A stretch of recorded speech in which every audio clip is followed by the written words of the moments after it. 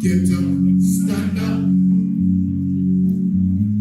Don't give up the fight. Kill the Bill protests have been going on for months now. Sometimes they made headlines, others they got unnoticed. Protesters have been tirelessly filling the streets across the country since March. The 21st of August marked the 6th National Day of Action. Demonstrators took the streets in Cardiff, Brighton, Manchester, Liverpool, Exeter, Newcastle, Cambridge, Stoke-on-Trent and, of course, London. And what did they call us? Hysterical. Let's make some noise for hysterical!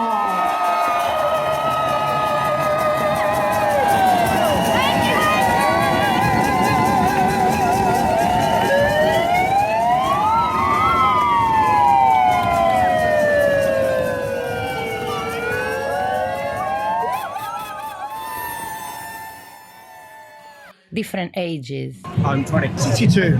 62. 24. Different backgrounds. I've been on quite a few protests this year.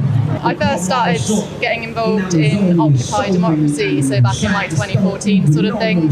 I was a teenager, I was at college. I mean, I haven't been to protests as many in recent years partly because of like what I think is police brutality that's been making them a lot more violent at this point, because they're literally trying to take away the right to protest. And I have nieces, nephews, young people in my family who I want to protect their rights. I feel like I have to come along, even though I might feel like if I didn't make a stand, I would not be doing right by those people and the next generations, because they need these basic rights as well.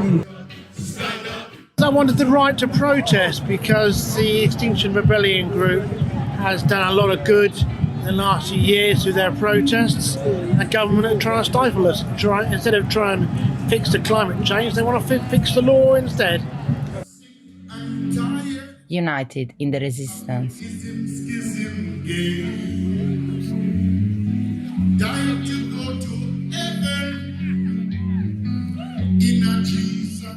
I'm against the New Policing Powers Act because I believe it's undemocratic and unfair. I would say it's an invasion of civil liberties, and the fundamental right to protest should be sacred in democracy. I'm a woman, so if protest didn't exist, I wouldn't be able to vote. I'm someone in a same-sex relationship, I'd have no rights. But there's also so many problems with the bill, so it criminalises the gypsy traveller community, whom I have lots of friends from, who just want to live their life as their ancestors have, and this bill's trying to criminalise their entire community.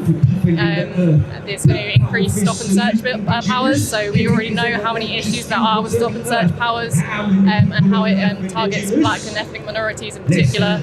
I think it's difficult because, the protest isn't the only strategy, and I know that because this has been quite a cross-organisational movement, and it's brought together so many different communities, and a lot of those communities are trying to do like lobbying and things. So there is stuff going on behind the scenes other than just the protests.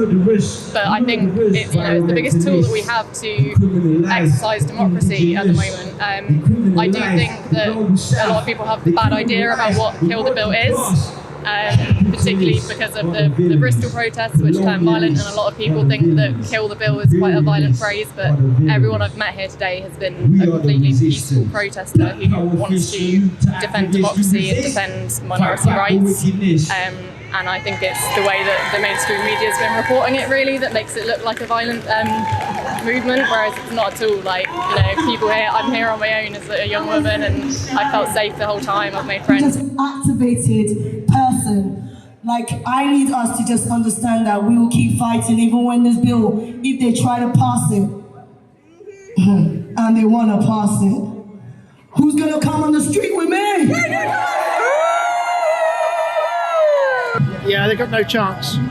They'll either kill it now, or it'll go through and it'll be knocked out in the next parliament.